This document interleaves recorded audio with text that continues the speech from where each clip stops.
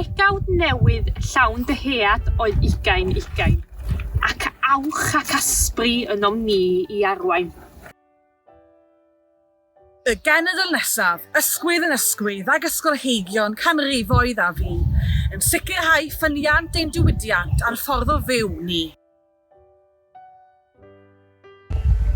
Mewn adeg digynsail feirws corona a ddaeth I bob buarth a chlos, a newid naeth ein byd a'n ffordd o fyw dros nos.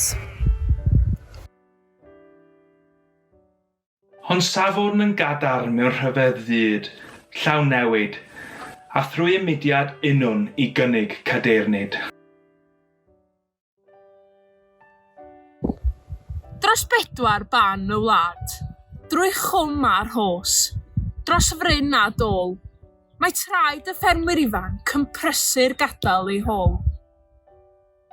Bod yn magu stoc neu'n tyfu cnydau, neu'n cynnig helpu'r llai ffodus yn ein cymunedau. Ein aelodau sy'n cynhyrchu bwyd o'r fferm i'r fforc i'ch plesio chi, yn cynnig safon tractor coch a dawn marchnata unigryw i'ch ysbrydoli. Cigoedd blawd, llaeth, menyn ac wyau, yn gweithio'n galed I fwydo'r genedl beth bynnag yr amgylchiadau.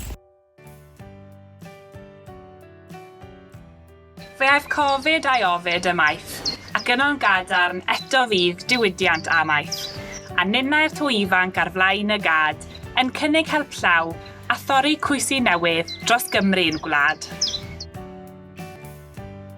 Ac felly o ddôn I forganwg, diolch y waelod calon i'n holl aelodau sydd yn gwirfoddoli.